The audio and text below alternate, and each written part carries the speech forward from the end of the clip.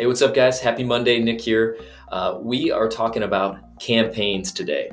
And so, what that means inside of MagHub and how you could take advantage of it. This is going to include components from the email lists that we talked about just a couple weeks ago, and then also with a call list that we talked about really when we started MagHub Monday.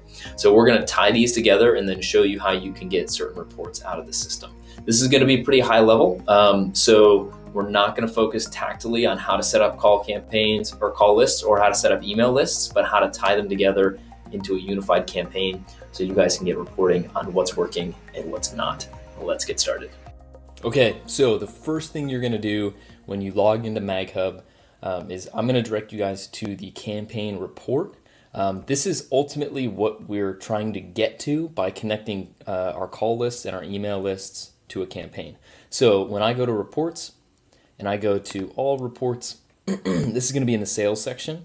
So when I go here, it should say campaign activity report. If you hit the star, that'll favorite the report and it'll show up here in your quick links for next time. Okay, so I'm just going to go there and we'll start from here. To make this easy, I'm going to select all the campaigns that I've already created. I will show you how to create a campaign in just a second. But when I check all campaigns, and I get the report, it's going to return me with all of the results of each individual person.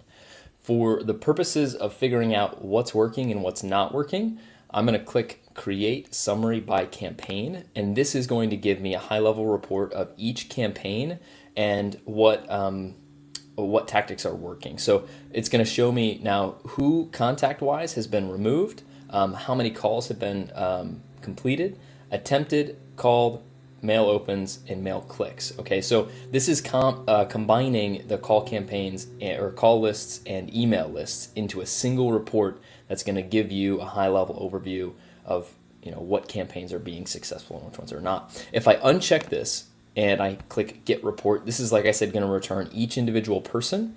So I can see here we have Tracy at Yellowtail Wine, and you can see here that the analytics are pulling in.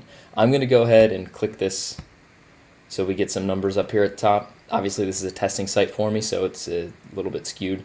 But yeah, you can see lead status. It's pretty handy to see all this, especially if you have a report or a campaign that's maybe like 50 or 100 people, like top doctors or, I don't know, maybe return customers or something like that. That's a great way to get it. This is how you create a campaign. So I'm going to go to Settings, and then I'm going to go to Sales, and then I'm going to go to, here it is, campaigns at the top. Okay, so click campaigns, and then all I have to do here is just click create new campaign, and I'm going to call this MagHub Monday. Hit submit.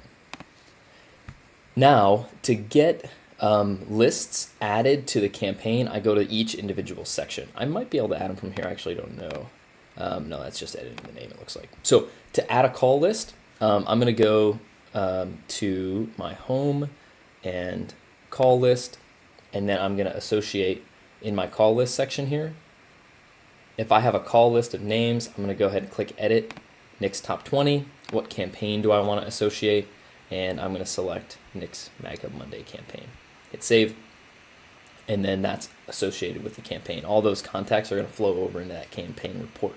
The next thing is looking at contact list for emailing. So here I've got several different email lists. Let's use this campaign newsletter. That seems like a decent example. Camping promo, let's use that one. So I click the edit settings. If I have a list already created, click edit settings, and then I can associate a campaign just like that. Hit save, and then when I pull up the campaign, of course, it's going to show the contacts that are on this list. It makes the most sense from my perspective, you can do this however you want, to create a contact list that is the same as the call list. So you get 50 names for top doctors, those show up on your contact list, and then 50 names that show up in your call list. They're the same, and that way you don't duplicate your reporting. Okay. That is how you set up a campaign. That's how you tie it to a contact list and how you tie it to a call list. And that's how you get the report for finding out which campaigns are working well and which ones aren't. I hope you guys have a great Monday, and I'll talk to you next week.